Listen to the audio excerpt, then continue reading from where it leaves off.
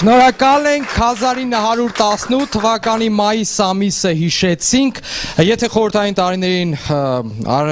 երկրորդ աշխարհամարտի այդ հերոսական կետերը անվանում էին հերոս, օրինակ Ստալինգրադը անվանում էին Գորոդ Գերոյ, ապա Սարդարապատը մեր հերոս բնակավայրերից մեկն է,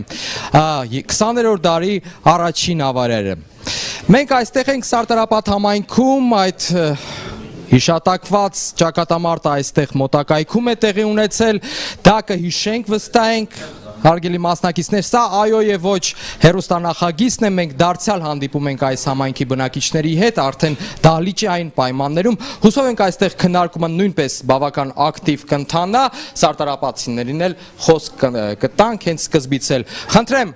առաջին հարցերը դուք մեր մասնակիցներին արդեն ծանոթ եք, եթե պետք է արագ ներկայացնեմ, այո թեւը ներկայացնում են Արման Սաղաթելյանը, Հրայր Թովմասյանը, Կարինե Աչեմյանը, ոչ թեւը ներկայացնում են Թամարա Գևորգյանը, Ազատ Արշակյանը եւ Վաղինակ Շուշանյանը։ Եվ այսպես ձեր հարցին ենք սպասում։ Խնդրեմ։ Հարգելի ընկերներ, դուք արդեն գիտեք, որ ես մասնագիտության բժիշկ եմ, այդ իսկ պատճառով հարցադրումս լինելու է զուտ մասնագիտական իմաստով։ Ես ուզում եմ իմանալ, այս նոր սահմանադրությունը հնարավորություն կտա մարդկությանը, ժողովրդին, հայ մարդուն եւ ընդհանրապես հայ քաղաքացուն հնարավորություն կտա պետական պատվերով բուժումները շարունակել, որովհետեւ նախկին սահմանադրությունը այդ հնարավորությունը ստեղծել է եւ փառքաստու այսօր պետությունը կարողացել է որոշակիորեն գումարներ ներդնել եւ ժողովուրդը կարողանում է ստանալ անվճար բժշկական օգնություն, ինչպես նաեւ անվճար դեղորայք։ Եվ վերջերս էլ այս տարի նաև սոցշահառուների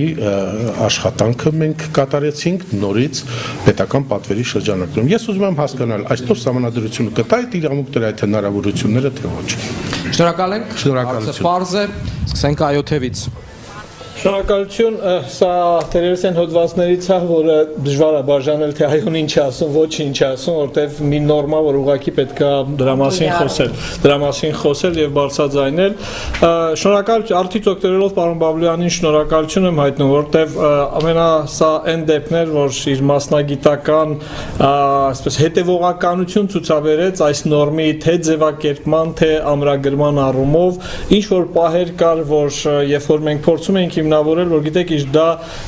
օրենսդրական երաշխիք է եւ իր ձևակերպումը կամ տեղը մի փոքր պետք է փոխվի, այդ հետևողական ամեն ինչ արեց, որ ինքը ամրագրվի։ Կարդում եմ ձեզ ուղղակի 85-րդ հոդվածը, որի երկրորդ մասը ասում է. օրենքով սահմանվում է անվճար հիմնական բժշկական ծառայությունների ցանկը եւ մատուցման կարգը։ Սա սահմանվում է որպես սուբյեկտիվ իրավունք, բայց որի երաշխիքները, որի ծավալը, բովանդակությունը պետք է սահմանվի արդեն օրենքով։ Իրականում գործնականում ոչինչ, այսպես ասեմ, այսօրվա կարգից մենք չենք շեղվում եւ ամեն տարի կառավարությունը սահմանելու է այն հիվանդությունների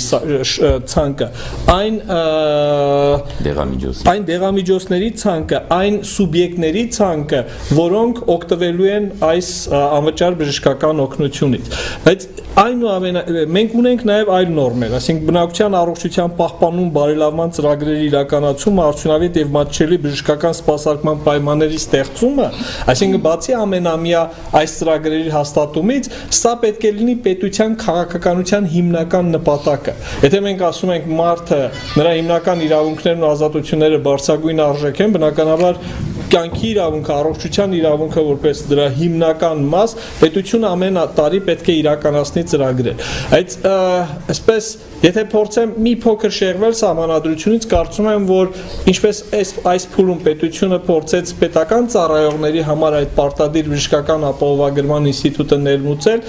զարգացած փորձը, այսպես ասեմ, հաջողված փորձը խոսում է այն մասին, որ մենք մի փուլում պիտի նման ապահովագրության շրջանակները սուբյեկտներին, շահառուներին ել ավելի ընդարձակենք, որովհետև մենք ունենք հիվանդությունների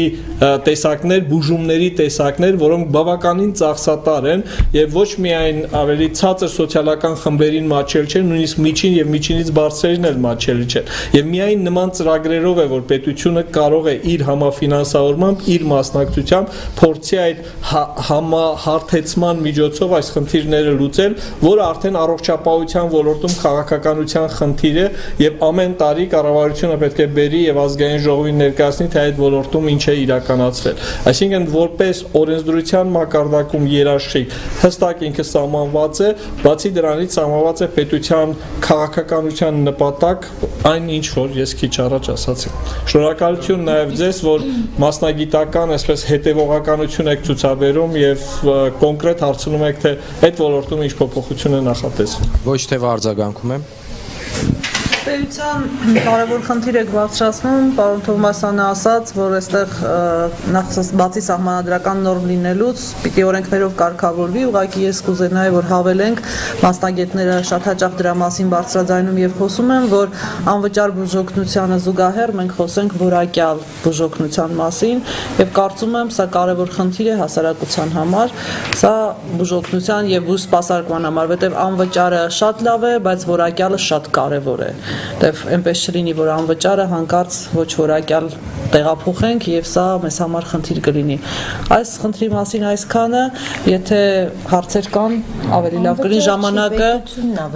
ժամանակը տրամադրենք մեր ժողովրդին, որ հարցեր ունեն։ Այո, սա վերապացի։ Հաջորդ հարցը։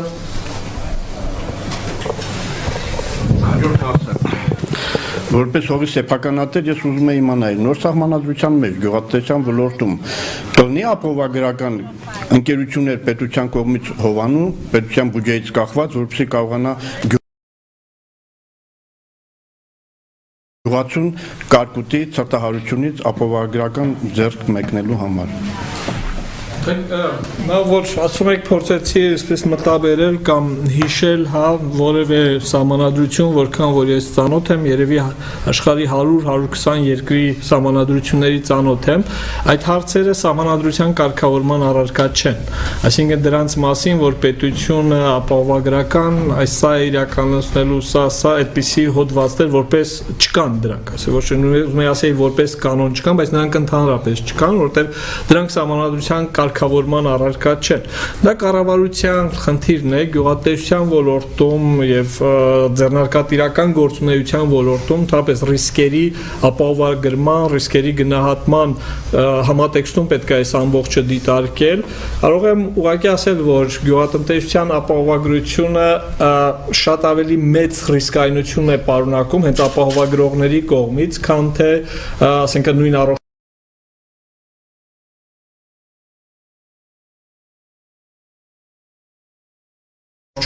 ապահովագրությունը եւ այստեղ ռեսուրսների առումով շատ ավելի մեծ ներդրում է պետք։ Ծնված լինելով գյուղում գիտեմ ինչ է նշանակում ցրտահարություն, ինչ է նշանակում այդ տարվա ողջ բերքը կորցնելը։ Տարածաշրջանն էլ անցած տարի է ունեցել նման խնդիր կարգահարությունից, ասենք շատ քաջածանոթ եմ, գիտեմ։ Եվ մի կողմից պետությունը պետք է, այսինքն այդ ոլորտ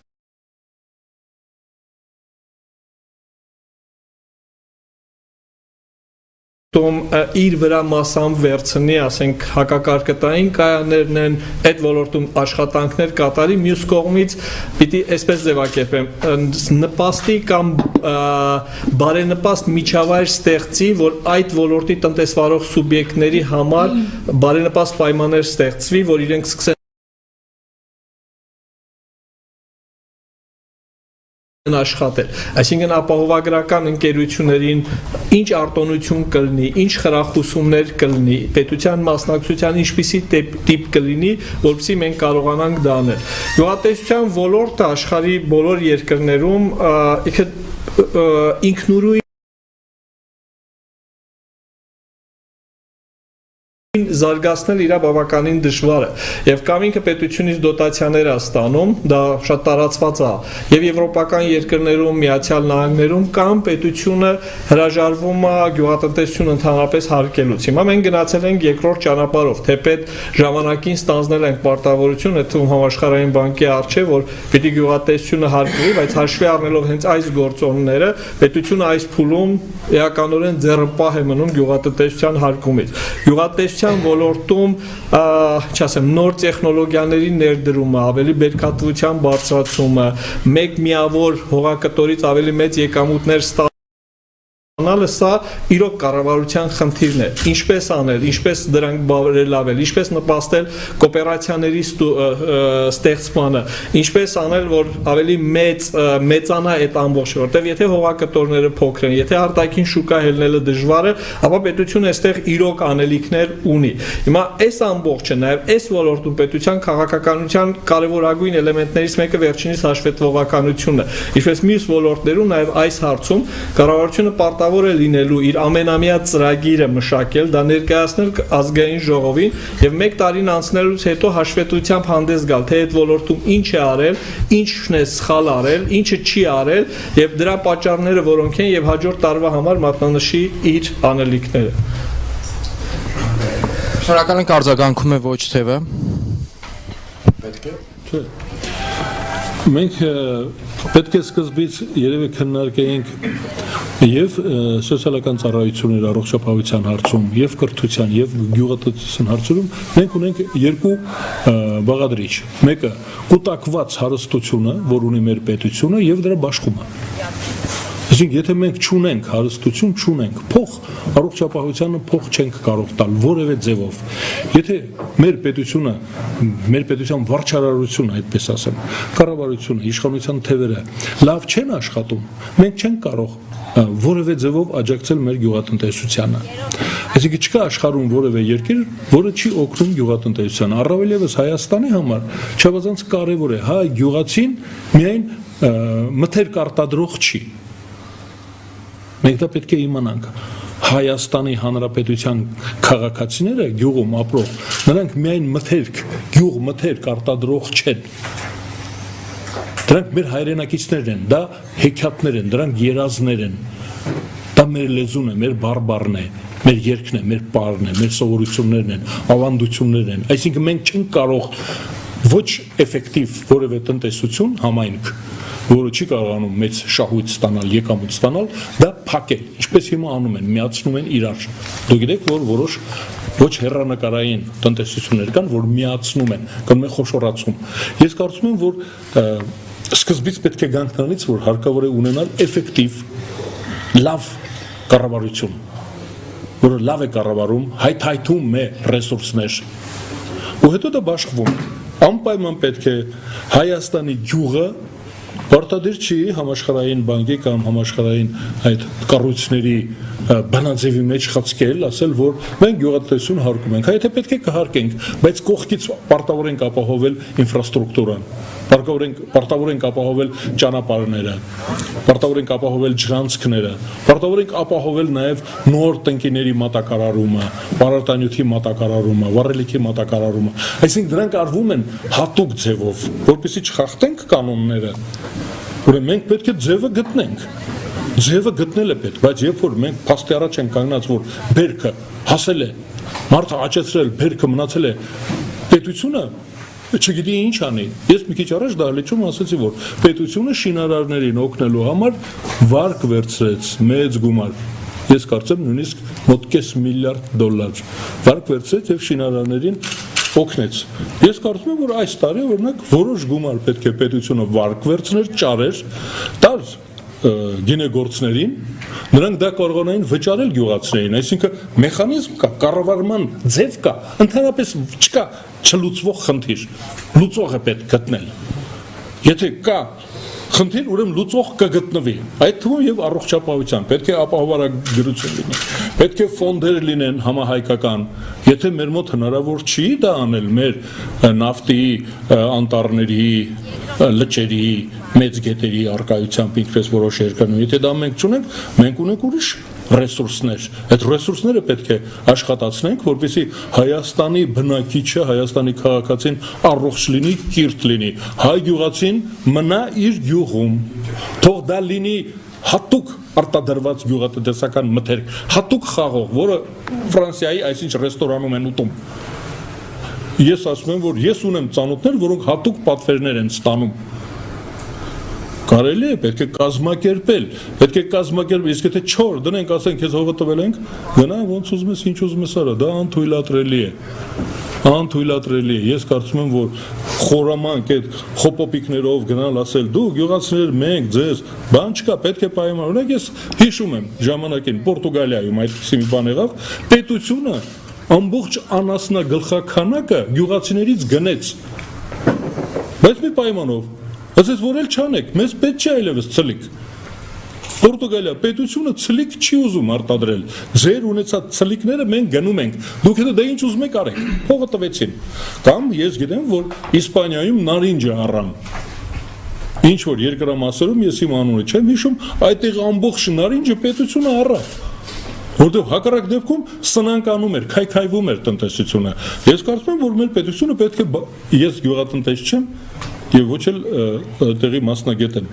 Պարզապես պետք է գտնվեն, նշանակվեն այդ աշխատանքներին, այդ պոստերում մարդիկ, ովքեր որ կարող են ձևը գտնել, բանաձևը գտնել։ Շնորհակալություն։ Լսում ենք հաջորդ հարցը, սարդարապացիներ։ Ես կտամ։ Պարոն Թոմասյան, հարգելի հյուրեր, նոր սահմանադրությունը ինչպես պիտի պայքարի կոռուպցիայի եւ կաշառակերության դեմ եւ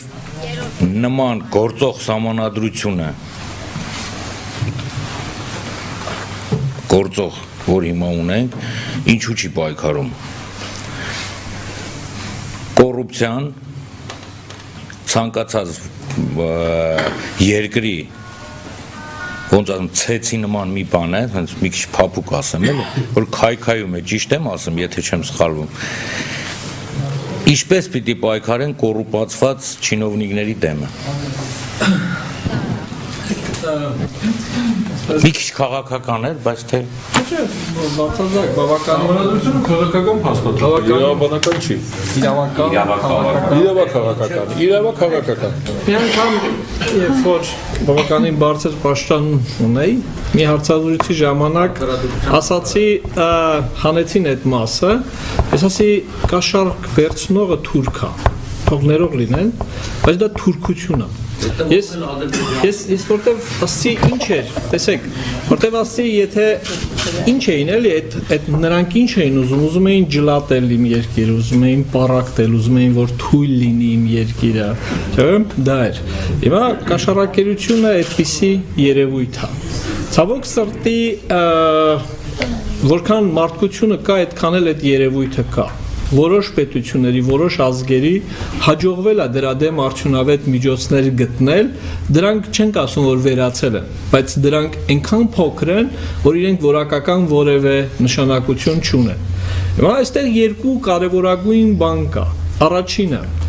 ինչպիսին են այդ վերահսկողական մեխանիզմները, որոնք պետք է հնարավորություն տան քեզ այդ ամբողջը կանխելու եւ որքան է այդ ոլորտում հրապարակայնության աստիճանը, որքան են այդ process-ները հրապարակային եւ որքանով իրենք կդառնան հանրության սեփականությունը։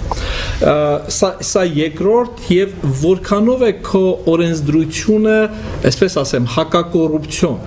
որովհետեւ երբ որ քեզ ասում են մեր հայտնի այդ հեքիաթի պես, որ գնա խոտ բեր, խոտը տանեմ կովին տամ, կովը կատ տա, կատը տանեմ պարավին տամ, պարավը պոչս տա եւ այլ,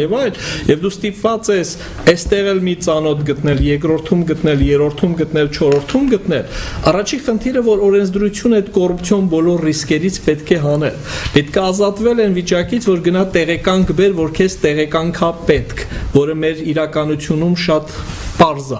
Խուսափել այն իրավիճակից, երբ որ սովետական տարիների անեկդոտ է, երբ որ 5 տարեկան երեխան սկսում է տեղեկանքներ հավաքել, ասում են ինչու ես հավաքում, ասում է կենսաթոշակի գնալու համար։ Ասում են ասի 5 տարեկան ես, դե ասում միջև հավաքեմ վերջացնեմ կենսաթոշակից տարիքը կգա։ Այսինքն սա մի գլխավոր խնդիր է, որը պետք է լուծվի օրենսդրության մակարդակում։ Վերջի տարիներին պիտի ասեմ, որ այդ ոլորտում կառավարության համակարգում աշխատում է այդ գիլյոտինի ծրագիրը, որը փորձում է օրենսդրությունը մաքրել արդեն ռիսկերից, այսինքն որոնք են այդ այդ ռիսկերը որտեղ են, որ այդ հայեցողություն կա, կարող եմ այսպես էլ անել, կարող եմ այնպես էլ անել։ Առաջին խնդիրը, որ պետք է այս ամբողջից մաքրել։ Երկրորդ գլխավոր խնդիրը, որը սահմանադրության մակարդակում մենք լավ վարչարարության տեսանկյունով ենք գրել, որ պետությունը պարտավոր է դա անել եւ առաջի անգամ սահմանադրության մեջ ամրագրել ենք, որ դու բավարար չի, որ այդ իրավունքները այստեղ ամրագրել ես, դու պարտավոր ես այդ իրավունքների իրականացման համար ստեղծել արդյունավետ կառուցակարգեր, այսինքն որ իմ այդ իրավունքի կենսաթոշակ կլինի, կրթություն կլինի, սոցիալական ապահովություն կլինի, ես իմ կյանքի կեսը չծախսեմ այդ տեղեկանքները հավաքելու, կաբինետից կաբինետի դեմ գնալու, խնդրելու, միջնորդելու, որ զանգեն, ազդեն եւ սրա համար չլինի։ Այսինքն սահմանադրությունը, եթե մենք որևէ օրենք ունենանք, որը նյութական, ձևական առումով չի հակասում սահմանադրությանը, բայց դրա իրականացման մեխանիզմները այնքան բարդ են, որոնք հնարավորություն չեն տալիս այս իրավունքի իրականացնելու, սահմանադրական դատանը պիտի դիտարկի, որ սա հակասահմանադրական է։ Եվ երրորդ խնդիրը, ինչի մասին ամենասկզբից ասացի, դա իրականում վերահսկողության մեխանիզմն է, որովհետև եթե դու չունես որևէ մեկը չի հսկելու, մի գյուղում ես այս օրինակը բերեցի, որ համ ես տրակտորն եմ վարում, համ ես եմ ստուգում քանի լիտր դիզվառելիք լցրեցի, քանի կիլոմետր քշեցի, քանի կիլոմետր վարեցի, որքան բերք հավաքեցի, ոնց որ թե կարող եմ մի օր մտքովս անցնի, մի քիչ դիզվառելիքը ավել գրեմ, մի օր կիլոմետրը շատ գրեմ, մի օր այն անեմ։ Հիմա եթե բայց մեկը կա, որը միշտ կարող է ամեն օր, ամեն պահի կարող է գա ստուգել, որ գիտես ինչ, նմանատիպ տրակտորները 100 կիլոմետրին 20 լիտր են ծախսում, քեզ մոտ ոնց ստացվեց, որ 25 էր, նմանատիպ տրակտորները օրը 1 հեկտար են վարում, ոնց եղավ, որ քո մոտ 600 մետր եւ այլն, ես կզգուշանամ դրանից այդ ամբողջը հավելագրումներ անելու համար։ Հիմա այդ տեսանկյունից այն մեխանիզմները, որոնք ամրագրված են սահմանադրության մեջ, դրա հնարավորությունները տալիս են։ Դա քննիչ հանձնաժողովներն են, դա հրապարականության աստիճանն է եւ այլն։ Եվ երրորդ կարևորագույն խնդիրը, թե այդ վերահսկիչ մարմինների ինքնուրույնությունը որքան է, որքանով են նրանք կտրված, նրանց պորտալները կտրված քաղաքական իշխանություններից։ Լինի դա վերահսկիչ պալատը, լինի դա դատախազությունը, լինի դա դատարանը։ Հիմա վերջիններիս համար ինստիտուցիոնալ առումով սահմանադրության մակարդակում այդ պորտալները կտրված են։ Առաջին, նրանց չես կարող աշխատանքից հանել։ Սա ամենակարևորն է, ասինքն նրանց աշխատանքից հանելու համար շատ հստակ հիմքեր են, սա արկախության գլխավոր երաշխիքներից մեկն է։ Երկրորդ, նրանց ձևավորման համար անհրաժեշտ է հանրային որոշակի կոնսենսուս, քաղաքական որոշակի կոնսենսուս այդ տեխնացուների շուրջը, որտեղ միայն իշխանությունը չի կարող նշանակել գլխավոր դատախազ, միայն իշխանությունը չի կարող վճռաբեկ դատարանի կամ սահմանադրական դատարանի դատավորներ նշանակել։ Հիմա շատ արագ ավարտեմ, ներողություն եմ խնդրում, եթե երկարացրեցի, տեսեք, մենք մի պաշտոնատար անձուն ենք այսօր Հայաստանում, որը ընտրվում է հենց այն կերպ, ինչպես նոր նախագծով ընտրվելու է մեր դատախազը, դատավորների մեծ մասը, վերահսկիչ պալատը եւ այլ։ Դա մարդու իրավունքների պաշտպանն է։ Եվ ակնհայտ է իր գործունեության ընթացքում նրա անկախությունը, նրա հավասարակշռվածությունը,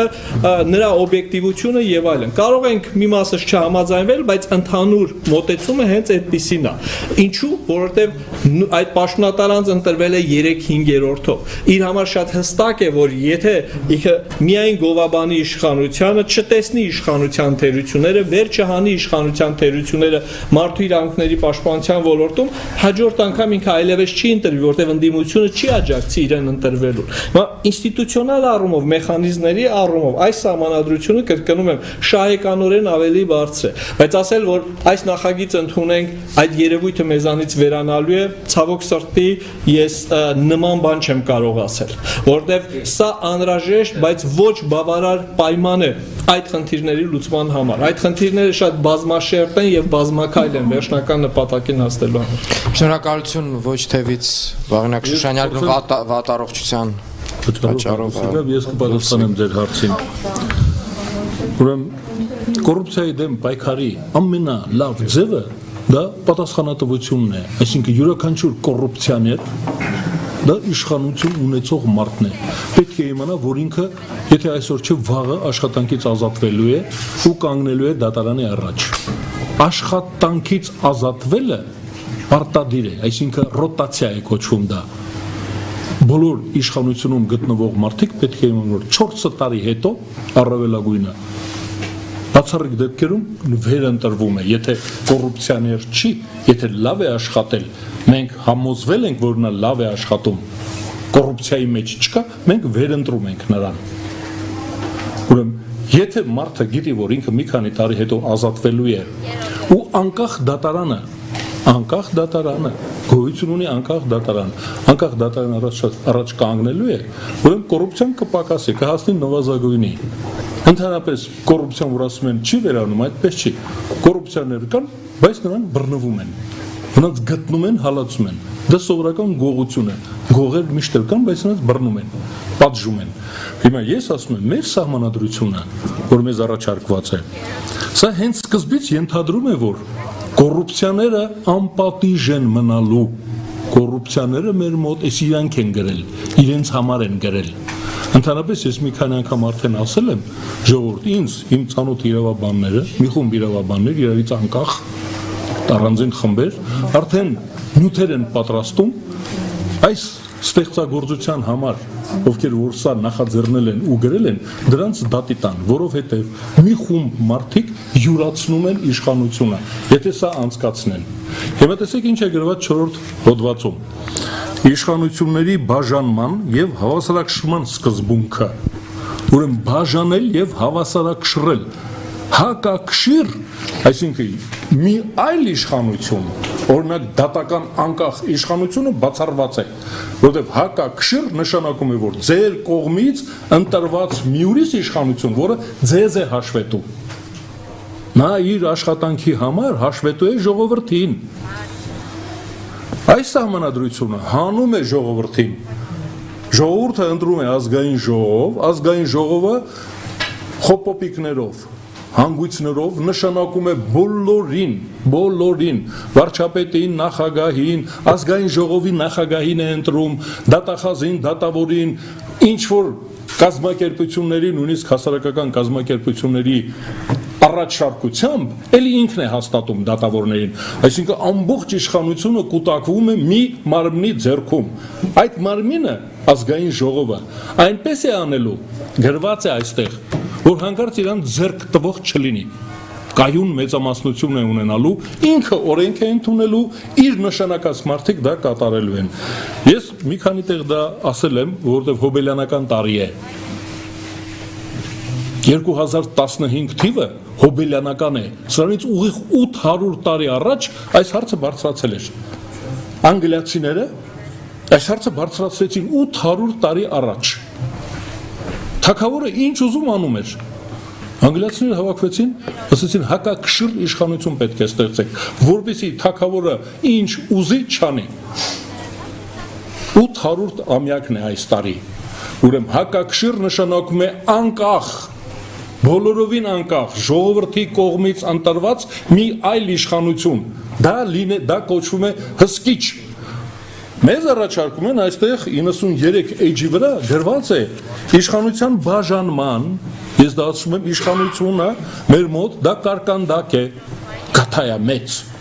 Հիմա ստեղ գրված է հավասարակշռել եւ բաժանել, ում ինչքան պետք է հասնի այդ կարկանդակից։ Մեր հայրենիքը բաժանել են, դրա համար ասում եմ իրավաբանները, քրեագետ իրավաբանները նյութերը հավաքում են, որպեսզի դատի տան այն մարդկան, ովքեր որ ձեզանից խլում են ձեր իրավունքը իշխանություն ձևավորելու։ Հիմա կարդամ 7-րդ հոդվածը, որպեսզի բան չլինի, էլի չասեք, այդ ինչ ես ասում, գրվածն է, որ ձեզ բաժանել են։ Ձեզ պետք է սա մի տարի առաջ բաժանած լինեին, բայց հիմա են բաժանել, չհասցնեք արդյոք։ Ընտրական իրավունքի սկզբունքները, սա սկզբունքն է։ Ազգային ժողովի եւ համայնքների ավականիների ընտրությունները, ինչպես նաեւ հանրակրվեներն անցկացվում են ընդհանուր, հավասար, ազատ, ուղղակի ընտրական իրավունքի հիման վրա գաղտնի քվեարկությամբ։ Ազգային ժողովի եւ համայնքների ավականիների չկա դատարան, չկա գործադիր մարմին, այսինքն համընդհանուր ավականի է։ Մի ավականի ստեղծվում է ազգային ժողովում, մյուս ավականիները ստեղծվում են համայնքներում, քաղաքներում, Քաղաքապետ չկա, որ իրար հետ մրցեն, վիճեն։ Քաղաքապետը ծախսում է, ավականին ասում է սխալ ես ծախսում։ Լավ չես ծախսում, չկա դες բան, իրենք են։ Ավականին է ընտրել, իր մարդուն է դրել այնտեղ։ Ես կարծում եմ, որ կոռուպցիան մեծանալու է։ Սա հենց կոռուպցիայի թույլտվության մասին է։ Ձեզ եկել են իմ ընկերներն ասում են, թույլ տվեք, որ մեր կոռուպցիաներները իրենց պատվիրատուները պատվիրել են սա։ Ես անձամբ մի շաբաթ առաջ շփվել եմ գրողներից մեկի հոր հետ, շատ ազնիվ մարդ էր, ասում էր իմ տղեն վատ բան չի գրել, հանել են մեջից լավ բաները։ Ես այնտեղ մի ուրիշներ ասեցի, կարդացի, որ սրա նախագծի մեջ եղել են նաև երկրորդ իշխանությունները, բայց պատվիրատուն, ով որ ուզում է իշխանությունը խլել, իր 20 տարվա աշխատանքի համար հաշվետվություն չտալ ձեզ։ Սա գրված է նրա համար, որ ձեզ հաշվետվություն չտան։ Չասեն ինչ են արել այսքան տարի, ինչի վատացավ մեր կյանքը, այս են դեմ տվել մեզ, ասում են ասեք այո ու դուք ազատ եք, կարող եք արտագաղթել, շնորհակալություն։ Ես արձագանքեմ։ Վարդան Պողոսյանի հայրը պարոն Արշակյան, ձեզ ասում էր նաև որ դուք սուտ եք խոսում, խնդրում եմ դա էլ ասեք, թե ինչի էր ասում, կարող եք հետևել եւ տեսնել։ Հենց հիմա բացեցի պարոն Սուքիասյանի բացատրական հոմանիշների բառարանը, Աշոտ Մուրադի Սուքիասյան 67 թվականի, կարդում եմ հավասարակշռություն բառի հոմանիշները, զուգակշռություն, հակակշռություն, համակշռություն, համաչափություն, ասեց որ հակակշիռը չկա, հակակշիռը ասես չկա, հանել եք հակակշիռը, այլևս գոյություն չունի։ Ժորժ ջան, բացեք բառարանը եւ փորձեք կարդացել, որտեղ հավասարակշռությունն ու հակակշռությունը դրանք հոմանիշներ են։ Եվ ասել որ այս բառի փոխարեն ինչու եք այս բառը օգտագործել, կարծում եմ այդքան էլ հիմնավոր չէ։ Երկրորդ, հիմա եկեք փորձենք առարկայական։ Մենք մի րոպե։ Սուտ ասելու խնդիրը քաղաքական է թե իրավական։ Ես ձեզ ասեցի, որ ասում եք իմ տղան չի կարող։ Ասում եք հակակշիռ է։ Ներողություն, ես վերջացնեմ։ Ես չէ, դուք քաղաքական դաշտից եք գալիս։ Դավիթ ջան, խնդրում եմ, բայց դուք քաղաքական դաշտ հայհոյում եք ինձ։ Ես չեմ հայհոյում, ես ասի Վարդանի պապան էր ասում։ Վարդանի պապան շատ բան ասել ձեր մասին, բայց ես չեմ ասում։ Ներողություն, դուք հիմա ես ես ասեմ դրսում էլ ձեր մասին շատ բան են ասում, բայց ես չեմ ասում ձեզ։ Դուք հայհոյում եք։ Լավ, պարոն Արշակյան։ Շատ անց եք ասում, որովհետև մենք քրեա իրավական, ինչ եք ասում, քաղաքական իրավական քննարկում ենք անցկացնում։ Համանդրություն են քննել, դուք ես սուտ չեմ ասում, հենց այնտեղ գրված է որ հակակշիռ հավասարակշռումը եւ բաշխումը չի նշանակում հակակշիռ։ Բայց հնարավորություն կունենաք դուք պատասխանել։ Որտեղ պատասխան դուրս գանք փողոցում այստեղ։ Մենք ասում ենք քաղաքակիրթ քննարկման դաշտից դուրս մի եկեք։ Ես ձեզ երբևէ տես բան չեմ ասել։ Ստեղ գտնվողներից որևէ մեկին ես չեմ ասել սուտ եք ասում։ Ես ասեցի Վարդանի պապան էր ասում, դուք վերեցիք օրինակ մեր բերում Զուգահեռ եկեք չխոսենք բառը։ Ինքը ճիշտ է, Վարդանի պապան ասում ճիշտ չէ։ Ինձ մի հայհոյեք, այդպիսի բան չի ա։ Ինձ մի հայհոյեք, ուրիշի խոսքով էլ մի հայհոյեք։ Ուրիշի խոսքով, մեջ բերումներով մի դատվեք ինձ։ Պարոն Արշակյան։ Ինձ զրճտակ։ Պարոն Արշակյան։ Ես շոյելու կարիք չեմ զգում։ Հնարավորություն տվեք ինձ պաշտպանվելու։ Մարդը հայհոյում է ինձ։ Սուտ ես ասում։ Ես ասում եմ դուք գրել եք, որ կարդամ նորից։ Բայց ինչ են հայհոյում ինձ։ Ոչ մեկ չի։ Բա սուտասանը ի՞նչ է։ Դա թույլ տանք պարոն Թովմասյան ավարտի դուք այն բոլոր այն բայց իրենց ելույթներին մենք չենք անդրադարձել մենք մեր խոսքն ենք ասում թող իրենց խոսք ասեն իմ ամեն խոսքի վրա 20 հատ բառ են ասում ես ասեցի իմ կարծիք թողեք դեռ բացի սահմանադրության ռեպլիկի իրավունք ինչ եք տալիս երբ որ ես հոդվածն եմ կարդում թողեք դեռ դրա հակառակը կարդա լավ պարոն Բերաներս միակում եք ձեր տունը հլի չի անցել արդեն չեք թողում խոսենք Ինձ չհայոյեք Ժորժ ջան, ինչ ասեց, որ գրված չի հակակշիռը, ես ասացի, որ հավասարակշռությունն ու հակակշիռը հոմանիշներ են, այսինքն ինքը գրված է, այս առումով։ Ով ասում է, որ այս սահմանադրությունով իշխանության զավթում է կատարվում, որ իրավաբանն է ասում, ես չեմ ուզում ինչ-որ պիտակներ տալ, բայց ես կասկածներ ունեմ նրա իրավաբան լինելու եւ իրավաբանական գիտելիքների վերաբերյալ։ Ես ասացի, ովքեր ասում են, դուք ասիք իրավաբաններ են մշակում, ովքեր ասում են, ես ասում եմ եմ, ես պատրաստ եմ այդ ամբողջը անելու եւ ես կասկածներ ունեմ, որ այդ մարդիկ ընդհանրապես իրավաբան են, հապես կամ ընդհանրապես գոյություն ունեն այդ հարցում, որ կարող են անել։ Հիմա փորձենք այդ որ ես եմ անում, փորձենք հասկանալ այսօրվա վիճակով այդ ես եմ անում, ով է հսկում։ Արձագանքը քանի վարքան է տևելու 4 րոպեից տալիս եմ, բայց նույն չափի է լինելու։ Իսկ դա ելույթ է, ոչ թե արձագանք, ուրեմն ելույթ է։ Եթե 4 րոպե, ես 4 րոպեում ելույթ եմ ունեցել, 4 րոպեում պետք է առարկի, թող առարկի, բայց ոչ թե արձագանքի։ Ելույթ ունեցի, պարոն Բաշակյան։ Ինչ կա։ Ինչա՞ս Հնարավորություն տանք պարոն Թովմասյանին վերջում։ Փորձենք հասկանալ, հա, եթե այսինքն իշխանության եւ նախագահը եւ պարլամենտը նույն քաղաքական ուժն են։ Այն փողոցում բերվածս օրինակն էր, որ հայր ու տղան են այդ վարպետները, որոնք այդ շենքը պետքա սարքեն։ Ինչ եք կարծում, իրար հսկելու են, թե իրար չեն հսկելու։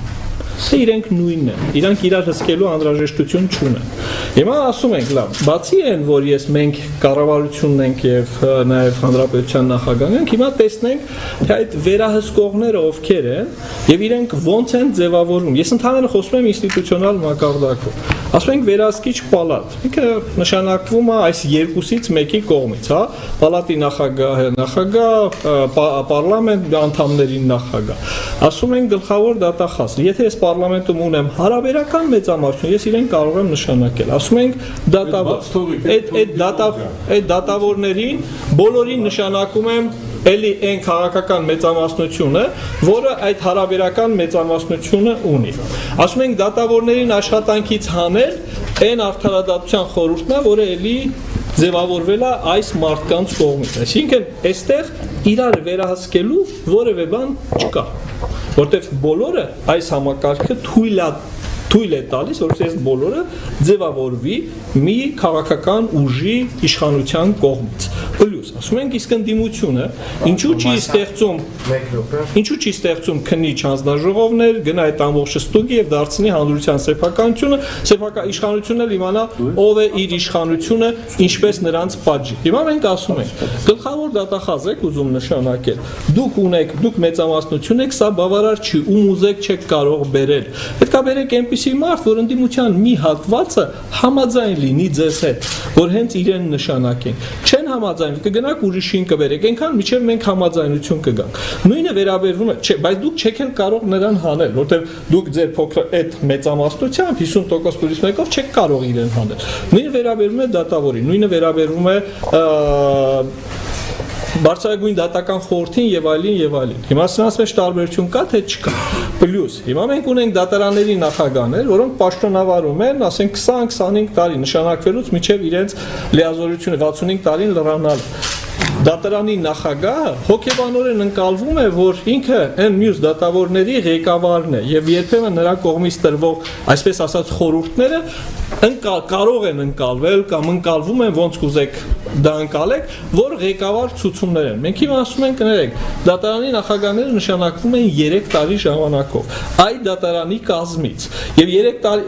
վճռաբեկ դատարանի դատավորները նշանակվում են 6 տարի ժամանակով այդ դատարանի կազմից։ Ես խնդրում եմ այս երկուսը դնեք իրար կողք եւ ասել թե սրանցից որ մեկն է իր մեջ ավելի մեծ կոռուպցիոն ռիսկեր պարունակում։ Եթե վերցնենք աշխարհի փորձը, ապա ձեզ ասում եմ, որ նախագահական երկրներում, ինչպիսին են լատինամերիկյան երկրները, ինչպիսին են աֆրիկյան երկրները, ասիական երկրները, կոռուպցիոն ռիսկերի տեսանկյունից, ես եթե անհրաժեշտ է կարող եմ այդ սանդղակը բերել, դուք կտեսնեք թե այս խումբ երկրները որքան են ավելի բարձր ռիսկային կոռուպցիոն ռիսկերի առումով, եւ սա իմ ուսումնասիրությունները չի, իմ գնահատականները չի, քան թե պարլամենտական հանրապետությունները։ Ամենաոչ չկոռումպացված երկրները դրանք պարլամենտական հանրապետություններն են։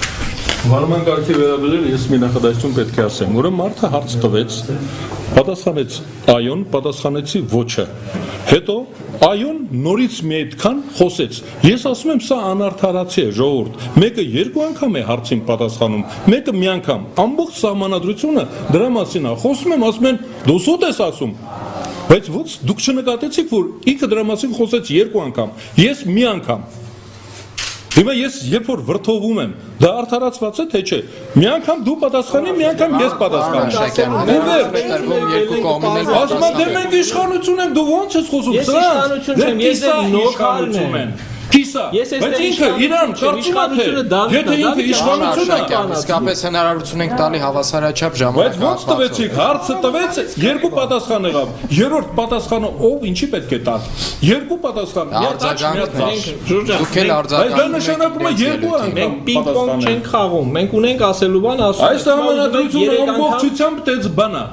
Ես ասում եմ հակակշիռ իշխանություն պարլամենտին Դե պարոն Աշակյան, եթե զուգահեռ ենք խոսելու, ցույց տվեք մի հատ այդպիսի բան։ Ասում եք հակակշիռ։ Ես ասում եմ քաղաքական ընդդիմություն չէ։ Ես վարման կարգի, եթե դուք խոսակ ես վարման կարգի վերաբերյալ թույլտվություն եմ ստացել, խոսում եմ դուք զուգահեռ դատավորի դեր կատարեմ։ Չէ, ես կատարեմ։ Հարգելի սարդանապատցիներ, ես կատարեմ։ Դե չեմ հասկանում։ Տիկին Գևորգյան, եթե ժամանակ ունեք, եթե խնդրում եմ։ Սահմանադրությունը եթե կարելի է էլի ժողովուրդ ջան գործող սահմանադրությունը ինչով է խանգարում որ ասենք կոռուպցիոներին ասենք մի քիչ ժողովրդի ձևով ասեմ ականջները ձգվի գործող սահմանադրությունը ասենք ես կաշառակեր եմ դատավոր կամ չգիտեմ դե ոստիկան կամ մի քիչ ավելի վերև Գործող սահմանադրություն թույլ չի տալու ինձ կալանավորել կամ իմ Դե ես հարց եմ տալու Իշն է պատճառը ասենք հարցը Ես հասկացել եմ հարցը Հասկանալի է հարցը Պատասխանում Ես կարող եմ պատասխանել ժամ պահում եք քանի րոպե Ես հաշվի կառնեմ նաև նախորդ արձագանքի այդ ժամանակահատվածը անհոգ եղեք Երկու պատճառ կա, որ հիմա չի աշխատում դա։ Առաջինը փակված է իշխանափոխության համակարգը փակված է։ Այսինքն մի քիչ առաջ ես ասացի, որ երբ որ իշխանափոխություն տեղի չի ունենում, մարդիկ պատասխանատվություն չեն զգում։ Իրենք կան կմեռնեն, իրենց երեխաները կգան, իրենց տեղը արդեն գիտեք, որ աճում են, նոր սերունդը գալիս է։ Դա հենց կոռուպցիա է, որովհետև դեմոկրատական երկրում իշխանությունը ծնողներից ժառանգներին չի անցնում, դա ընտրովի իշխանություն է, մարդիկ պետք է ընտրեն, ժառանգական իշխանությունը ֆեոդալիզմ է, մեր մոտ ժառանգականություն է մտել արդեն, շատ աշխատանքների մեջ արդեն ընդգրկված են նրանց զավակները, խնամիները և այլն, ուրեմն դա մեկ, դա կաշկանդում է, կոռուպցիաները անպատիժ է, երկրորդը, մեր իրավական համակարգը այնպես է սարքված, հատուկ սարքված է, որ դատավորը չի կարողանում ազատ դատել, որտեղ դատավորին հետ են կանչում ու պատժում են, այսինքն կոռուպցիաներին, հենց որ դատավորը մարդիկ բողոքում են, ասում են, որ ես բաշխման համակարգին ազատ չեմ կարողանում ասել, մրցույթ չի հայտարարում, կամ եթե մրցույթ է հայտարարվում որևէ բանի համար, խաղի կանոնները, այսինքն են, մեկին երկու ձայն իրավունք են տալի, մեկին մի ձայն իրավունք, հետո վրթովում են, ասում են, դա արդար է, ուրեմն ամեն ինչում հիմա մեր մոտ փակ համակարգ է, պատկերացրեցիք, չէ, դատարան չենք կարող դիմել, որովհետև դատավորներին ես մեկին գիտեմ, որ արդար վճիռ էր կայացրել, աշխատանքից հեռացրեցին, դատում էին Օհանյանը, Պարքև Օհանյան էր, չէ, անունը, նրան դատում էին, այսինքն այս սահմանադրությունը, որ կա, գործող սահմանադրությունը, թերի է, դատավորները կախվածության մեջ են գործադիր իշխանությունից եւ օրենսդիր իշխանությունից, ուրեմն մեր մոտ չի լինի արդարադատություն չի լինի ժողովուրդ, քանի դեռ մեր մոտ իշխանափոխություն չի լինում եւ դատարանները անկախ չեն, այ հակակշիռ չեն, որտեղ նշանակվում են գործադիր եւ օրենսդիր մարմինների կողմից, ուրեմն չի լինի, սա էլ շատ վատն է, մենք պետք է ասենք նախագծին ոչ իրենք արդեն այնքան են հայհոյել գործող սահմանադրության մասին այնքան շատ բան ասեցին ես մի ամսվա մեջ, արդեն երեսները չի բռնի դրա վրա այլևս կանգ առնել 6 ամիս հետո կպատվիրեն նույն մասնագետներին, իրավաբաններին, ընդհանրապես իրավաբանները իրավունք չունեն այսպիսի բան գրելու, քաղաքացիները, քաղաքացիական հասարակությունը, քաղաքական գործիչները, դա կոչվում է սահմանադիր ժողով, սահմանադիր ժողովը, սահմանադրությունը քաղաքացիական լեզվով ձևակերպում է, տալիս է իրավաբաններին։ Իրավաբանները դրան դա բերում են իրավական տեսքի։ Ուրեմն կլինի սահմանադիր ժողով, կհրավիրեն, եթե դուք ասեք ոչ սրան, կհրավիրեն սահմանադիր ժողովը սկզբունքները տենց ակոշով սկզբունքները սահմանադրության կորոշի կտա իրավաբաններին, իրավաբաններն էլ նոր սահմանադրություն կգրեն, որտեղ որ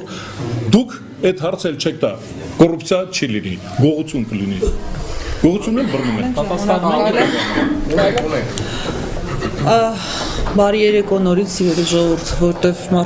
մարդիկ ովքեր որ տեսել ենք, խոսել ենք, հիմա տեսնում եմ մարդիկ, որ նաև չենք շփվել, իմ գործընկերները եւ այո եւ ոչ թևի, ես ոչ թևն եմ ներկայացնում, բոլորն էլ համակարծիք են, որ մեխանիզմների խնդիր է, այսինքն ինչ մեխանիզմներ ենք մենք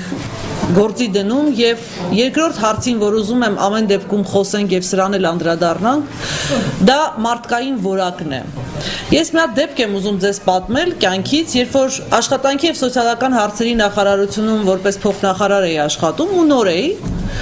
ամեն երկուշաբթի ժողով էր հրավիրվում։ Տեսեք ինչ ծանր ոլորտ է, չէ՞։ Սոցիալական հարցերի ամբողջ այդ կուտակումը դետոնացիան այս նախարարությունում էր։ Ամեն երկուշաբթի, երբ որ գալիս էին մարդիկ, ովքեր պատասխանատուներն էին նաև, ասում էին ամեն ինչ նորմալ է, խնդիր չկա, ամեն ինչ նորմալ է։ Մի ժողովի այդպես դիմացանք, երկրորդ ժողովին, երրորդ ժողովին, քանի որ նոր մարդ էի, մտածում եմ երևի ինչ որ մի բան ես լավ չեմ ընկալել դեռ։ Երրորդ ժողովին ասի ժողովուրդ, եթե աշխատանքի եւ սոցիալական հարցերի նախարարությունում նախարարի մոտ զեկուցման գալիս եք եւ ասում եք խնդիր չկա, ել էս նախարարությունն ինչի է աշխատում։ Եկեք փակենք։ Ուրեմն մենք սոցիալական խնդիր չունենք, աշխատանքի խնդիր չունենք, խնդիր չունենք, ինչի եք այսքան մարդ պահում, բյուջեից փող վճարում եւ այլն։ Հիմա ինչի սա պատմեցի։ Մի արատավոր մշակույթ է մեզանում ձևավորվել, իրար դուր գալու, պաշտոնյաներին դուր գալու։ Հարց չկայի մեխանիզմն է գործի դրվել մեր երկրում։ Սա սարսափելի մշակույթ է։ Այսինքն երբ որ մարդը ինչ որ մի պաշտոն է ստանում, իրանից վերադասին այս հիերարխիկ կառույցում ինքան պայման ուզում է վերադասին դուր գալ, եւ այդ դուր գալը ինչպես է լինում։ Չէ՞ չծանրաբեռնել խնդիրների մասին, չէ՞ կան մարդիկ, որ խոսում են, «Մարդ ասում է, այս ինչ ծանր մարդ է, ինչ փնփնթան մարդ է, այս ինչ պրոբլեմատիկ մարդ է», այ մարդ մի լավ բան չես տեսնում։ Ժորժ ջան, ուրեմն հեղափոխությունը պիտի սկսենք մեր ուղեղում։ Երբ որ մենք մեր ուղեղում չանենք հեղափոխություն, այս արատավոր երևույթը իրար դուր գալու, հաճոյանալու, արջի ծառայություն մատուցելու մեր մեջից արմատախիլ չանենք, ինչ սահմանադրություն էլ ուզում են բերեն, մենք խնդիր ենք ունենալու նրա կատարման հետ։ Առավել եւս, երբ որ մեխանիզմները այնպիսին են, որ թույլ են տալիս, որ կոռուպցիոն ռիսկերը այդտեղ ավելանան։ Որովհետև եթե նայեք, եւ իրավաբանները դրա մասին շատ են խոսում, մենք այնպիսի օրենքներ ունենք, որ ով ինչպես հնարավոր է կարող է մեկնաբանել։ Եթե դու իմ բարեկամն ես, այսպես կմեկնաբանեմ այս օրենքը, եթե դու իմ բարեկամը չես, այլ կմեկնաբանեմ։ Դրա համար ասածս ինչ է, որ նաեւ մենք ինքներս պիտի սկսենք փոխվել։ Չվախենանք, որ եթե մի բան ասենք, վայ, մեր աշխատանքից կհանեն։ Վայ, եթե հակադրվենք, ոչինչ, թող լինի բանավեճ։ Թող իմ գործընկերը պնդի, որ ինքը ճիշտ է գրել, թող ես ասեմ, որ ոչ, ես համաձայն չեմ, բայց խոսենք։ Եկեք, սկսենք խոսել մեր խնդրի մասին։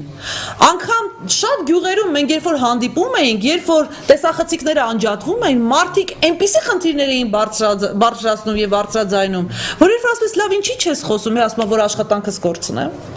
Այսինքն մենք էլ խնդիր ունենք։ Եկեք այդ կալանքներից ձերբազատվենք, ինքներս մեզ ազատագրենք, որովհետև Հայաստանի Հանրապետության առաջընթացի ամենակարևոր գրավականը դա ազատ քաղաքացին է։ Ազատ մտածող քաղաքացին է։ Եթե մենք մեր միտքն ենք բանտարկել, ինչ սահմանադրություն ասես որ բերեն, մենք չենք կարող առաջընթաց ապահովել։ Շնորհակալություն։ Լավ, խոսքը այո թևին։ Պարոն Թոմասյան, դուք եք թե կզիջեք։ Կփորձեմ այսպես լինել, հա, կփորձեմ նորից հետ վերադառնալ, ասենք, սահմանադրությունը պետքա սահմանադիր ժողովի միջոցով, հա, ձևավորվի։ Գործող սահմանադրության մեջ ցույց տվեք, որ եթե ցույց տաք, ես շնորհակալ կլինեմ, կարողա չեմ տեսել, թե ո՞րց է այդ սահմանադիր ժողովը ձևավորվելու, որտեղ սահմանադրության փոփոխության միակ ճանապարհը դա հանրաքվեն է։ Կամ պատգամավորն է նախաձեռնում կամ հանրապետության նախագահ։ Եվ այս դեպքում հանրապետության նախագահը նախաձեռնել է, որպեսզի ձևավորվի այդ հանձնաժողով մասնագիտական իրականացնի քննարկումների բավականին լայն շրջանակ եւ այն ֆորմատով, որը նաեւ այս ֆորմատով է անենք։ Եթե մեր խնդիրներից ենք ուզում լուծել, ես պիտի ասեմ, որ մեր խնդիրները բազմաշերտ են։ Մեր երկրում ծառացած խնդիրները բազմաշերտ են։ Եվ եթե ինչ որ մեկը կասի այս մի բանը անելու ենք մեր բոլոր խնդիրները լուծվելու է, չկա այդպես չի։ Եվ կարող եմ ասել, որ այդ խնդիրների մի մասն էլ նաև օբյեկտիվ է։ Նույնիսկ մեզանից չի կախված։ Մենք չենք կարող դրանք լուծել։ Շատ դուրս է գտնվում մեզանից։ Այս պիտի ասենք մեր խնդիրները մենք ոնց ենք լուծում։ Մեր խնդիրները լուծելու համար մենք որքանով ենք կարողանում արդյունավետ օգտագործել մեր ռեսուրսները, մեր մարդկային ռեսուրսը, մեր քաղաքական ռեսուրսը։ Ոնց ենք անում, որ մենք ճիշտ լուծումների գնանք, ճիշտ մեխանիզմներ գտնենք։ Այստեղ այնպես չի, որ գրված է, որ սա այսպես պետք է անել, սա այնպես պետք է անել։ Այստեղ գրված է, թե համապետական նշանակության խնդիրների լուծման մեխանիզմները ինչպիսին են։ Այստեղ գրված է, որ գիտեք ինչ, եթե մի օր հանկարծ մի նախագահի, մի վարչապետի մտքով անցնի, որ մեր տարածքային փոփոխության հարց կարող է միջազգային պայմանագրով որոշել, կամ մեր ինքնիշխանության մի մասը զիջել, որ մենք դառնում ենք միջազգային կառույցի անդամ, կամ մի օր որոշենք, որ մեր փողը այլևս դրամը չի, դուք չեք կարող դա անել։ Դա անելու համար պետք է դիմեք ժողովրդին, ինչը որ գործող սահմանադրությամբ չկա։ Կդիմեք ժողովրդին, ժողովուրդը կասի, ուզում է Եվրասիական տնտեսական միություն, թե Եվրոմիություն, ուզում է իր փողը ռուբլին լինի, թե ուզում է շարունակել դրամը մնալ, ուզում է այս հատվածը փոխանակել, թե չէ։ Այսինքն սա սահմանադրությունը դիտարկեք որպես մեխանիզմների ամբողջություն այդ խնդիրների լուծման առումով։ Ինչ վերաբերում է կոռուպցիային, հա, պիտի հետ վերադառնամ։ Հին Հռոմում մի լավ ավանդույթ կար։ Դատավորների աթոռները պատրաստում էին կաշառակեր դատավորի կաշվից։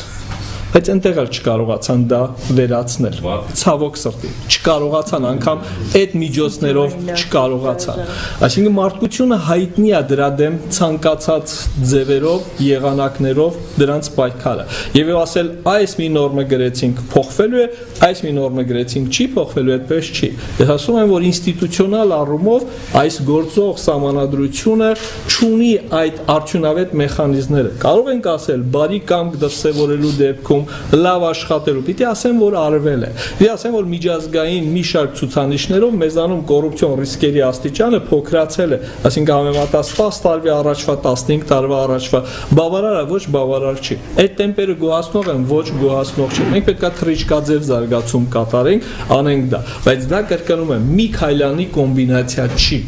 Ես համաձայն եմ Թամարայի հետ։ Եթե բոլորս ուզում ենք, որ երկրում արդարություն լինի, բայց ինձ համար հնարավորություն լինի տղայից ծանոթով աշխատանքի ընդունել, բու ընդունել եւ այլ կամ հարկերը չտալ, չի փոխվում աշխարհը։ Եթե սկսենք այդ տոնով խոսել, հա, եթե աշխարհը ուզում ես փոխել, ինքդ քեզանից սկսի փոխել ու կտեսնես, որ աշխարհը արագ փոխվում է։ Եթե ուզում ենք, որ աշխարհը փոխվի, վերջինը մենք փոխվենք, բոլորն են այդպես մտածում եւ աշխարհը չի փոխվում։ Հիմա այս դեպքում մենք չենք ուզում, ասենքն այդ մարդիկ են այլ երկրից, այլ մարդկանց չես բերելու եւ այդ պաշտոնատար անձանց չես դնելու։ Ես ասում եմ, իսկ ինչպիսին են մեխանիզմները, որոնք քեզ հնարավորություն են տալու, կարմիր լույսի պես վառվելու է, երևալու է, բոլորը տեսնելու են դա։ Ընդդիմությունը ստուգելու է, ասելու է հարգելի կառավարություն, հարգելի էս ինչ նախարարություն։ Ախր ամբողջ աշխարհում Toyota մեքենան, չգիտեմ 100 կիլոմետրին ծախսում է 10 լիտր, ինչու է ձեզ մոտ 15 լիտր։ Կարող եք բացատրել, թե չեք կարող բացատրել։ Հիմա սա կդառնա այն դատախազության ուսումնասիրման առարկան, որը մենակ իշխանություններից չի կախված։ Կհարուցվի քրեական գործ։ Կարծում եմ, ասինքն ես չեմ կարող ասել կհարուցվի, բայց իր օբյեկտիվ հիմքերը, որ կհարուցվի, շատ ավելի մեծ է։ Հիմա այսօր մի պատկերացրեք այն բոլոր պաշտոնատար անձանց, որոնց անունները ես տալիս եմ, որտեղ ես այստեղ չեմ եկել անձերի քննարկելու, ես չեմ եկել իրադարձություններ քննարկելու, ես եկել եմ գաղափար քննարկելու։ Գաղափարներ, որոնք այս սահմանադրության հիմքում դրված են, որտեղ մենք ջանք ենք գործադրում ապացուցելու, թե այս իրադարձությունը այսպես էր, թե այնպես էր։ Սա գալիս է նրանից, որ բոլորս մեղավոր ենք, բոլորին մեղավոր ենք ճանաչում, բայց ոչ երբեք մեզ։ Հիմա ուզում եմ, որ այդ մեղավորներ փնտրելու ճանապարհը մի օր վերջակետ դնենք։ Ասենք, որ լավ, այս համակարգը նպաստեց թե չնպաստեց։ Որքանով էր այս համակարգը նպաստում, որ այդ մեղավորները ընդհանրապես այնտեղ չհայտնվեն։ Շատ արագ այդ համակարգից դուրս գա։ Արդյունավետ լինի։ Եթե ես կարող եմ 1 կամ 2 քայլով այդ նպատակին հասնել, ես 6 քայլանոց ինչ-որ կոմբինացիա չանեմ։ Ես իմ երկրի քաղաքական տնտեսական ռեսուրսը ամեն անգամ չհանեմ հրապարակ, չհանեմ անտեղի, անպտուղ ինչ-որ բախումների։ Իմ հասարակությունը իրար չկիսեմ, ես 15 վայրկյան եմ խնդրում։ Այստեղ մենք մի տարածքում ենք, որտեղ մեր ազգային միասնականության ինչ որ չգիտեմ խորհրդանիշ էր, որտեղ քահանա գյուղացի բանվոր մտավորական, զինվորական կռիվ էին տալ իրենց ինքնությունը պահպանելու համար, որտեղ որ բոլորս դա ցանկացել ենք, դա իրականություն է դարձել։ Մենք այդպեսին էինք 88-ին, 90-ին Ղարաբաղյան այդ ամբողջ ճակատամարտում, ՀՇ, դաշնակ, հնչակ, հարուստ, աղքատ չկար ոչ մեկ, մենք հասանք այդ հաղթանակի։ Հիմա մեր գործող սահմանադրությունը ցավոք սրտի դեռևս բաժանման մի հատ նախագիծ է, սև ու սպիտակի նախագիծ է։ Մենք կռիվ ենք անում սև ու սպիտակի համար։ Մենք կռիվ ենք անում անձերի համար։ Ես ասում եմ, երբ որ կգա անձերի կռիվը 17 թվականին, 18 թվականին պատրաստ է, այսինքն կգան մարդիկ, ձեզ խոստումներ կտանք, ասեն, որ մենք ավելի լավն ենք։ Այստեղ գաղափարների կռիվ է, տարբերություններ է, մեխանիզմների տարբերություն է, համակարգերի տարբերություն է։ Ասում ենք, այս համակարգում Ժորժան, հարցում եք կարող եք սխալվել։ Չկա այդպիսի բան։ Ոչ ոք չի կարող ասել 100%-ով, չէ։ Այս վեճի, այս բանավեճի լավագույն դատավորը այնուամենայնիվ լինելու է ժամանակը։ Ժամանակն է ցույց տալիս, թե այստեղ նստածներից ով էր ճիշտ, բայց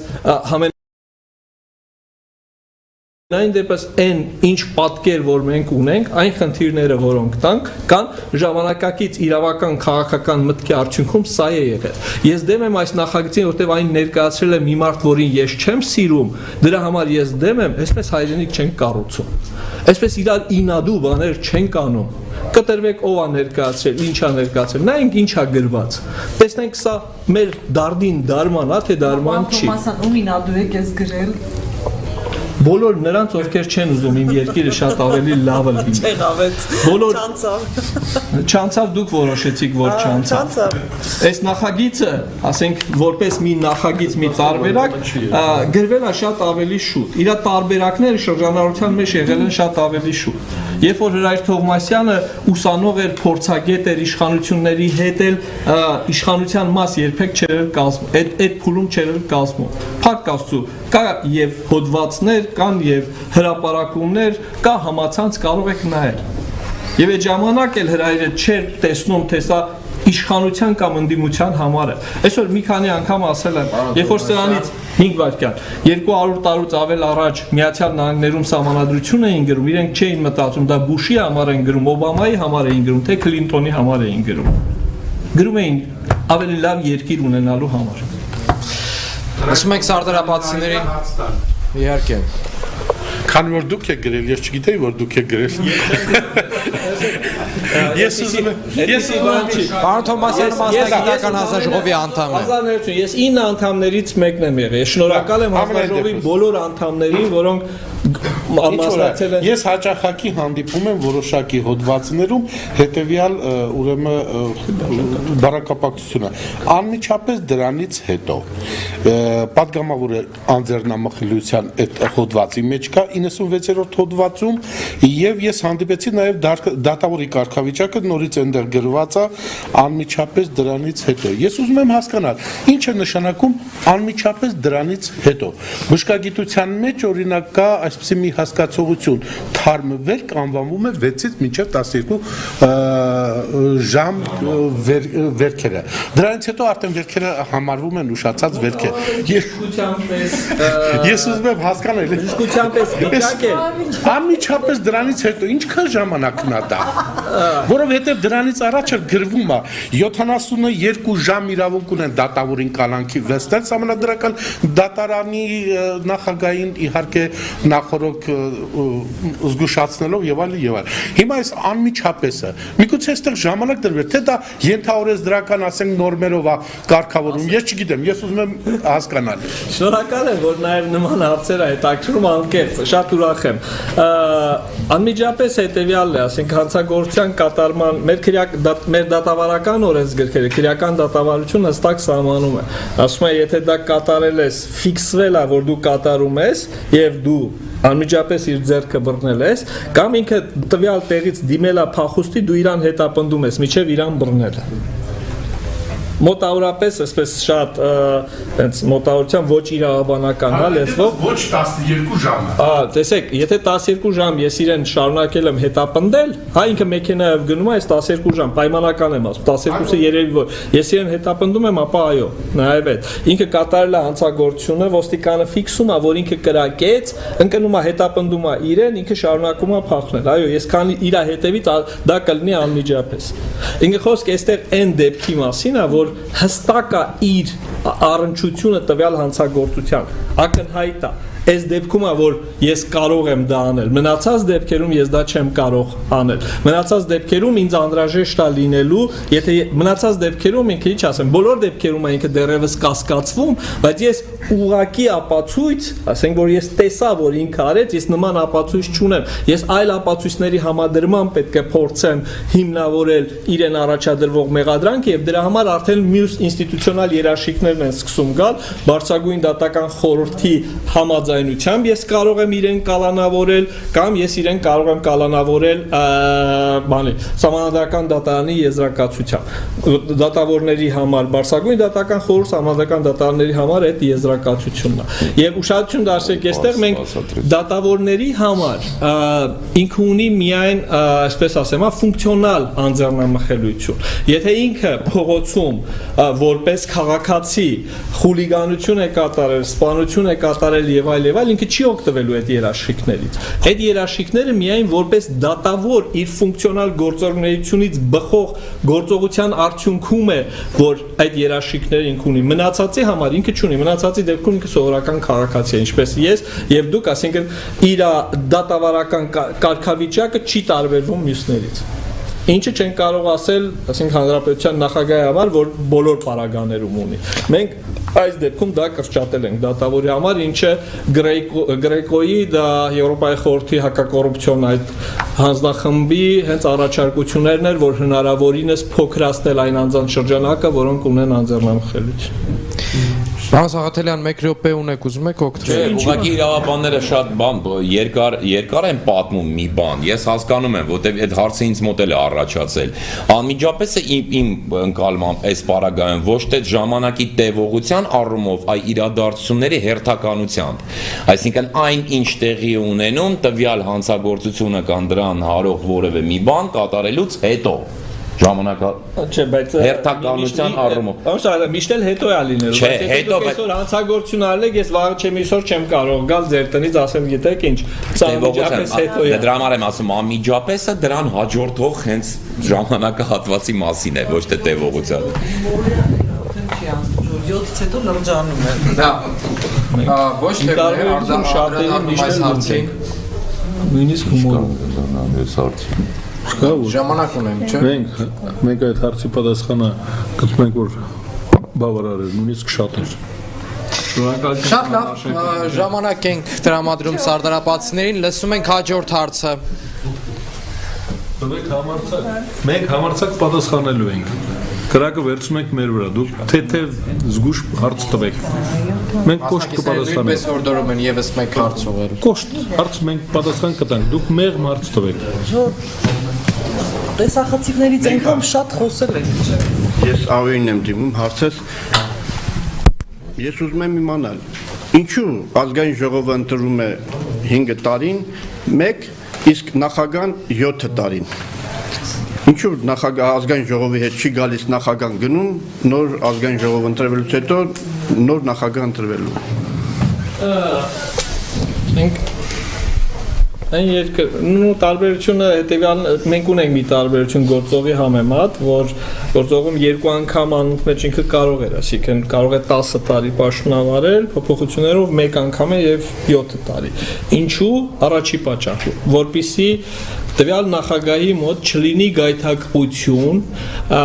վարելու այնպիսի քաղաքականություն, ճակերտավոր քաղաքականությունը, որpիսի դուր գա պարլամենտական մեծամասնությանը, որpիսի մեկ անգամ էլ ընտրվի։ Ինքը գիտի, որ այդ ժամանակահատվածից հետո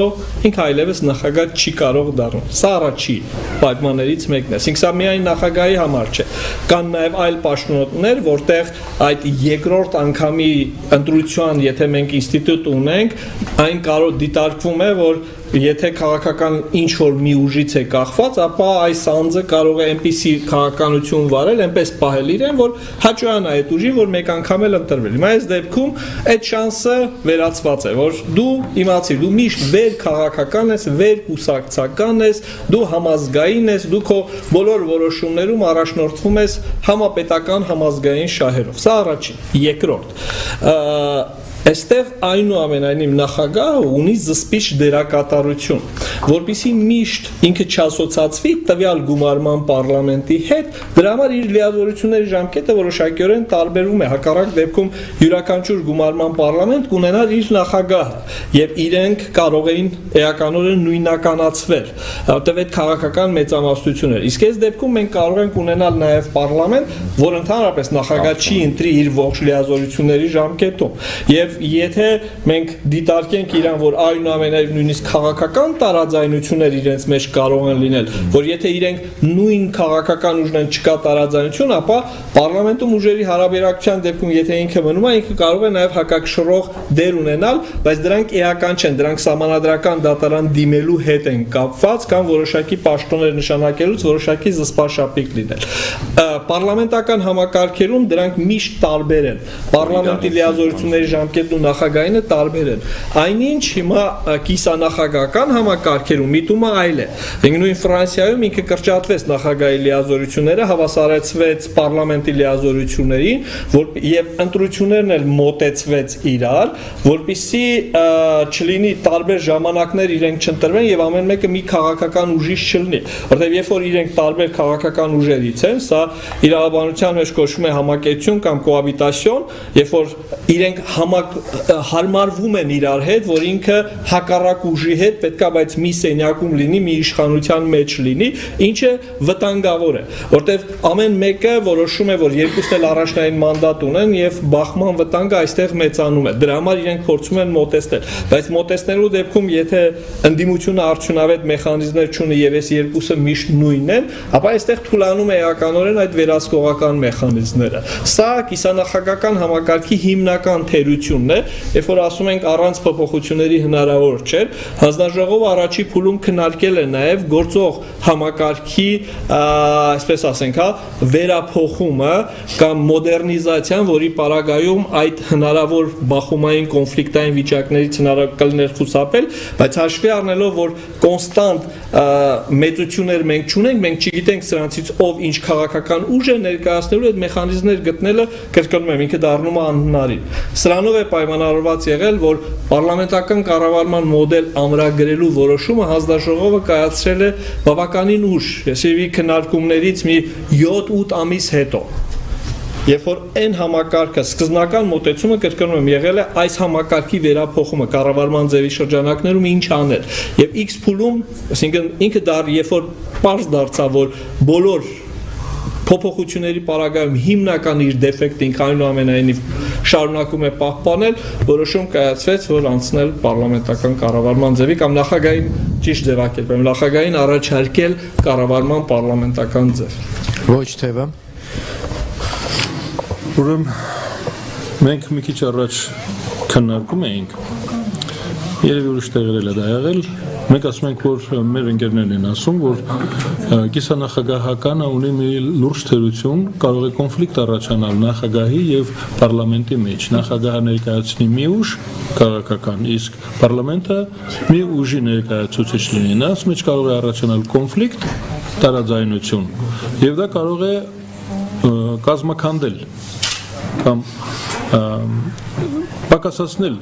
կառավարման համակարգի էֆեկտիվությունը։ Այսինքն նրանք հակամարտության մեջ են լինում, իրար չեն օգնում, պատերազմ է, վարչապետը չի օգնում նախագահին, նախագահի եւ այլն։ Դա բավական բարձ բան է, այսինքն եթե նրանց մեջ կա անհամաձայնություն, երկուսն էլ ունեն առաջնային մանդատ, այսինքն երկուսն ժողովրդի կողմից են ընտրված, նրանց մեջ կարող է հակամարտությունը բերել կառավարման համակարգի խոտանին։ Հիմա ես այդպես չեմ կարծում։ Ես կարծում եմ, որ գոյություն ունեն հատուկ մեխանիզմներ, որոնք արգելակում են հակապետական գործունեություն է։ Եթե նախագահը եւ վարչապետը խանգարում են իրար, դա հակապետական գործունեություն է։ Դրան ցրել է պետք։ Ու կա մեխանիզմ։ Ցրում են եւ մանավանդ պատերազմի ժամանակ գործին անցնում է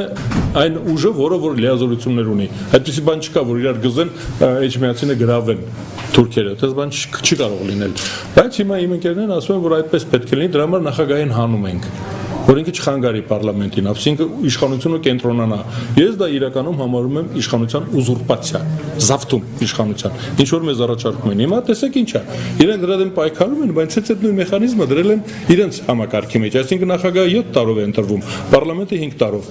Ուրեմն պարլամենտը ծրվում, նորից ընտրվում է ու գալիս է հակառակորդ ուժից։ Այս նախագահին այդպես չի լինի, որ այս նախագահին գնան լուսնից բերեն, ապա զգային, ապա պետական, ապա կուսակցական, ինչ որ ասում են պետք է դա զավակներ չունենա, ծնողներ չունենա, կոռուպցիա չունենա, ասում են որպեսզի մարդը կոռուպցիայի չի ընդգրկում, որ պետք է ոչ ծնող ունենա, ոչ էլ զավակ, ինքը մենակ լինի, ու ընդեղ էլի բաներ կա էլի։ Ես գտնում եմ, որ դա անմտություն է, մեզ մոլորեցնում են։ Եթե դա 7 տարով նա 5 տարով կարող են փոխվել, այսինքն նախագահը ընտրվել է հիմա պայմանական ասենք աչերի կողմից, նախագահ աչերը ընտրում են նախագահ աչ նախագահի, հետո պարլամենտում գալիս են ձախերը, հիմա նրանց այդ աչ նախագահը դուր չի գալիս, ու այս նախագահը, որ ասում ենք խորհրդանշական այս այն, նա մի 30 լիազորություն ունի, անդադ կարող է դիմել սահմանադրական դատարան թղթերը չստորագրել, նույնիսկ պատերազմի ժամանակ կարող է թուղթ ստորագրել, այսինքն դա կարող է կապրիզներ անել, այսինքն մենք նորից ունենք նույն թակարդը, ինչ որ կար կիսանախագահականում, համեմատաբար թույլ, որովհետև սա հրաման տալու իրավունք չունի, կարող է ընդհանրապես ձգձգել։ Ես կարծում եմ, որ դա ընդհանրապես նախագահի ինստիտուտը այս համանadrության դեպքում ուղղակի բան է, փող փոշիացնելու կամ էլ երևի մեկն արդեն գիտեն էլի ով է, այս դե ամեն մեկ իրենց վրա գրել են։ Ես արդեն նստել են դեգրացը, չէ, բաժանիր եւ հավասարակշռիր։ Նստել են, ասել են, քեզ, այն մեկն էլ նախագահ դնենք։ Դա իմ կարծիքն է, մի խանգարեք։ Եթե դուք համաձայն չեք, դուք ասեք, որ Արշակյան Ազատի կարծիքը որակյալ չէր, մենք ասում ենք այո։ Բայց ես ասում եմ, գրել են իրանց վրա, իրանց մարդկանց համար նախագահի ինստիտուտ են հնարել։ Հատուկ հնարել են, դա ոչինչ չունի, ավելի լավ է նրա պալատը, նրա մեքենաները, նրա ծառաները, նրա հավաքարարները, պահակները, թուղթը, գրիչը, այդ բոլորը դնենք ուրիշ ծառայության վրա, այդ մարդը այդպիսի ծառայություն, այդպիսի ինստիտուտ մենք չունենանք, գործ չի անելու դա։ Ասում է ազգի ներկայացուցիչն է, ով ասում է այն 101-ն են ընտրել։ Այն թութակների պատմություն ասում է, այս մեկն ով ասում է, էսի շեֆը։ Ինչի է, ինչ գիտեք, ասում է, այն երկու թութակ դրան շեֆ են ասում։ Հիմա ասում են, այս ով է, ասում են, վարչապետն ու ազգային ժողովը դրան շեֆ են ասում, ասում են, բա մենք, ասում են, դուք ինչ գործ ունեք։ Շնորհակալություն։ Շնորհակալ ենք, եթե հարց կա, եւս մեկ հարց։ Փուչուրիկ անդադա։ Մենք հնարավորություն կունենանք, պարոն Թովմասյան։ Կարծես հարց չկա, ժամանակը շատ չէ, պարոն Թովմասյան։ Ես հիմա, քանի որ մենք Արմավիրի մարզում սա վերջին մեր հանդիպումն է, վերջին համայնքն է, որտեղ մենք նախագծով այցելեցինք, եկեք փոքրինչ ամփոփենք, քանի որ իդեպ նաև անհավասար պայմաններում են 3 այո 3 ներկայացուցիչ։ Ոչի, ահա, պարոն Թովմասյան, հիմա հնարավորություն կտակ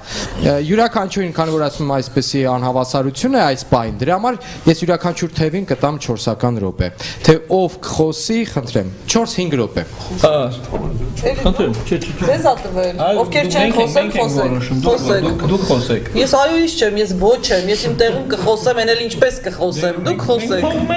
Կանայք, Այդպես որ դժվար է գալի, դա ասում են դուք խոսեք։ Լավ, փորձեմ ասել։ Տեսեք, իրավաբանն է խոսում։ երկու տարբերություն, հա։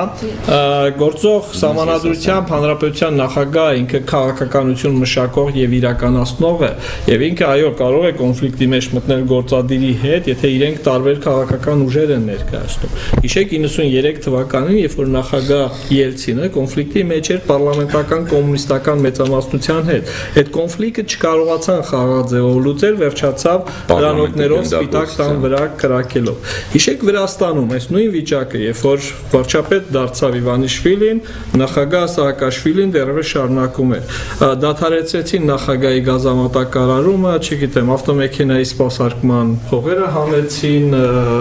վարելիք չէին տրամադրում եւ այլն։ Այսինքն այս դեպքում կոնֆլիկտ է, որտեղ իրենք երկուսն էլ նույն դաշտում են խաղում, երկուսն էլ գործադիր իշխանության ոլորտում իրենք անելիքներ ունեն։ Այս համակարգում այդ կոնֆլիկտը չի կարող լինել հետեւյալ պատճառներով։ Նախագահը, հանրապետության նախագահ Իլիա Զորությունների իրականացնածքում չի կարող լինել որևէ կուսակցության անդամ, հանրապետության նախագահ Իլիա Զորությունների իրականացնելիս անաչառ է եւ առաջնորդվում է բացառապես համապետական եւ համազգային շահերով։ Այսինքն սրանք իրեն ավելի վեր են դասում, ավելի բարձր են դնում։ Եվ այստեղ շեֆի կամ չգիտեմ, ենթակայի խնդիր չի։ Այստեղ կա գործառույթային ինստիտուցիոնալ տարանջատում եւ նախագահը կատարում է իր ֆունկցիան իրականում եւ արբիտրի եւ պետության գլխի ֆունկցիա եւ չի մտնում իշխանության որևէ թևի մեջ։ Այնինչ գործող համակարգի պարագայում նախագահը եւ արբիտր է, եւ դատավոր է, այս մյուս ճյուղերան, եւ ինքը խաղացող է, որտեղ ինքը գործադիր իշխանության մաս է եւ որպես նախագահ արտաքին քաղաքականության եւ պաշտպանության ոլորտում եւ որպես պարլամենտական մեծամասնության, եթե ղեկավար, որի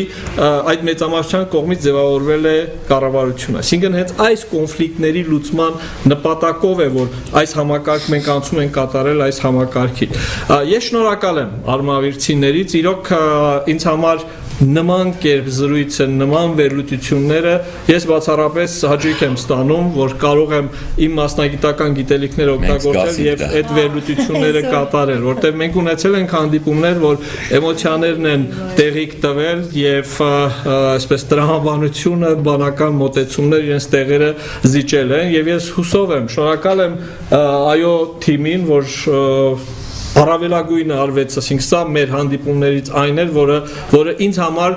կձգտեր այսպես նմուշօրինակ լինելու, հա, էտալոն լինելու եւ մենք մնացած բոլոր հանդիպումներն էլ հենց այս տոնով կատարելու։ Շնորհակալ եմ արմավիրցիներին եւ հաջողություն եմ մաղթում բոլորիս, ասում են, եթե այս տոնով, որը բարին է թող էնել կատարվի, որը ճիշտ է, որը մեր երկրին, մեր ժողովրդին կօգնի, որ ավելի ամուր հայրենի կդառնանք, ուրեմն թող ընդունվի հենց այդ որոշումը։ Ես հավատում եմ մեր ժողովրդի ողջախոհությանն ու իմաստությանը եւ ով ինչպես կքվարկի, այդպես է նախադասություն։ Շատ կարճ, որովհետև երեք ամբողջ օրը ես եմ իր փոխարեն խոսել, երեկվա տեղն էլ էր կուտակվել, այսօրն էլ նորմալ է։ Ուրեմն ուղղակի մի խնդրանք եւ առաջարկ, գիտեք, այսօր շատ հանդիպումների ժամանակ հիմնականում այդպես է ստացվել, որ մտավորականների հետ եմ զրույց ունեցել, դասատուների, հիմնականում երիտասարդների հետ, տարբեր մասնագիտությունների հետ, իրոք հետաքրքրվածություն կա, մեծ հետաքրքրվածություն է, ավաղ տեղեկացվածությունը զիջում է այդ հետաքրքրվածության աստիճանին, այսինքն ավելի շատ հետաքրքրված են, քան տեղյակ են եւ պատկերացնում։ Միակ խնդրանքս ուղղակի, որպեսզի որոշումը, որը որ դուք կկայացնեք դեկտեմբերի 6-ին, լինի գիտակցված, տեղեկացված որոշում։ Խնդրում եմ եւ հորդորում ծանոթանալ սահմանադրական բարեփոխումների այս նախագծին եւ կատարել տեղեկացված, գիտակցված որոշում, անկախ դրանից թե ինչ որոշում է։ Ինձ հուշում եմ, որ ես այոյին եմ ժամանակ ես ոչի իմ գործընկերներին եմ շնորհակալություն ասում։ Ուրեմն լույսը անջատվեց։ Շնորհակալություն ասեց այոյին։ Խառն են ժողովուրդ ջան, այոյին շնորհակալություն։ Տիկին Աջեմյան խոսեմ։ Ես խոսել եմ առանձին ձեզ հետ։ Մենք շնորհակալ ենք ձեր հանդիպումների համար։ Բնական է, որ դուք շատ իրազեկված չեք, բայց ժամանակ ունեք ծանոթանալու։ Բնական է, որ դուք շատ խնդիրներ ունեք եւ այդ խնդիրները աստիճանաբար լուծվում են, կան մարդիկ, ովքեր չպիտի բողոքեն, բողոքում են։ Ես ուզում եմ ասել, որ Արմավի ժողովուրդը շատ էներգիայով Սարդարաբադի երեխաներին էլ գիտեմ իմիջայլոց։ Ուզում եմ ասել ձեզ, որ հավատաք մեզ, ընդհանրապես լավատես եղեք, մի վստահեք այն մարդկանց, ովքեր թուրիմացության մեջ են ձեզ գցում, անպայման վստահեք մեզ, լավատես եղեք, իմացեք, որ ամեն ինչ փոխվելու է դեպի լավը, հաստատ, ու ես ձեզ հորդորում եմ ամսի 6-ին ասել այո այս սահմանադրական բարեփոխումների փաթեթին։ Շնորհակալություն այոին տեղավորվեցին 5 րոպեի մեջ։ Շուրջան, բա որ ասում եմ հրեշտակայից էլ չեք հավատում։ Ուրեմն մի հավատացեք իրենց, հավատացեք ձեզ, հավատացեք ձեր ապրած կյանքին, հավատացեք նրան ինչ գնահատական, որ դուք ունեք այս օրերի հանդեպ։ Ամենակարևորը, այնպիսի տպավորություն է ստեղծվում, ես մեկ անգամ եւս ուզում եմ ասել սրա մասին։ Իմ գործընկերները այնքան լիրիկո-դրամատիկ ժանրից ներկայացնում են, թե ինչքան իրենք լավն են, ու այս սահմանադրությունը, այս չարաբաստիկ սահմանադրությունը չի թողել, որ իրենք աշխատեն։ Եկեք դատենք այս սահմանադրությանը, մարդ չկա, էլի մարդկանցից չեն խոսում, չեն ասում այդ կատարողներն ինչի չեն արել, այդ մեխանիզմները ինչի չեն արել։ Այս սահմանադրությունը, այ որ հենց փոխեք, բոլորի ձեռքերը կալանքից ազատվելու են, միտքը, գործողությունները ազատվելու են, սկսելու են աշխատել։ Ուրեմն, սիրելի սարդարապետցիներ, սիրելի հայրենակիցներ, գնահատեք ձեր օրը, գնահատեք ձեր ապրած կյանքը, եւ դուք այնքան խելամիտ եք, այնքան կարող որոշում կայացնելու, որ ձեր մտքի եւ իրական կյանքի կամոք կատարեք ձեր ընտրությունը։ Շնորհակալություն, իսկապես շատ հաճելի էր շփվել, խոսել, տեսնել եւ առերեսվել այն բոլոր խնդիրների հետ, որ արկա է մեր կյանքում, ձեր կյանքում, որովհետեւ ես Երևանում նստած շատ անգամ շատ փափուկ սենյակներում մենք չգիտենք ինչպես է մեր հայրենակիցը ապրում այս կամ այն մարզում, այ իրենք գիտեն, հիմա ինձ ասում են, բայց չեն լուծում ձեր խնդիրները։ Եկեք այնպես անենք, որ եթե իմանում են, լուծեն այդ խնդիրները ու մեղքը չգցեն սահմանադրության վրա։ Շնորհակալություն։ Պարոն Աշակյան, ժամանակը շատ չէ, բայց ես վստահ եմ դուք կտեղավորվեք։ Շնորհակալություն։ Այդքանը։ Ինչքան։ Ես իմ ժամանակը տալիս եմ ձեզ։ Ուրեմն լսելով երկու կողմին, ես անչափ շնորհակալ եմ երկու կողմի ընկերներին, որ դուք այսօր ժամանակ գտաք եւ կարողացաք ամեն մեկը դյուրովի ներկայացնել իր տեսակետը, իր տեսանկյունից։ Ես կարծում եմ մեր ժողովուրդը շատ իմաստուն է եւ ճիշտ ընտրություն կկատարի։ Ես կարծում եմ, որ անկախ նրանից թե այո կլինի, թե ոչ կլինի,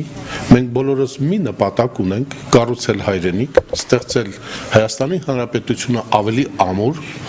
մեր ժողովուրդը զարգանա, մեր ժողովուրդը հզորանա, մեր ժողովուրդը լինի հարուստ, որովհետև հարուստը կարողանում է նաև թելադրել։ Եթե մենք հարուստ երկիր լինենք, եթե մենք կարողանանք հզոր երկիր լինել, ուրեմն մենք կարող ենք նաև որոշակի դերակատարություն ունենալ նաև այս այլանդի դերակատարումների մեջ։ Մենք հիմա բոլորս գիտենք, թե ինչ է կատարվում մեր շրջապատում, որ պատերազմը արդեն եկել հասել է գրեթե մեզ եւ մենք սխալվելու, սայթակելու իրավունք չունենք։ Մենք շնորհակալ ենք ձեզանից, հարգելի ժողովուրդ։ Ինչ կասեք, դա ձեր գործն է, բայց ինչը որ կանցնի պարտավոր է ժողովրդի մասին մտածել, պարտավոր է կերտել Հայաստանի Հանրապետությունը հզոր ուժեղ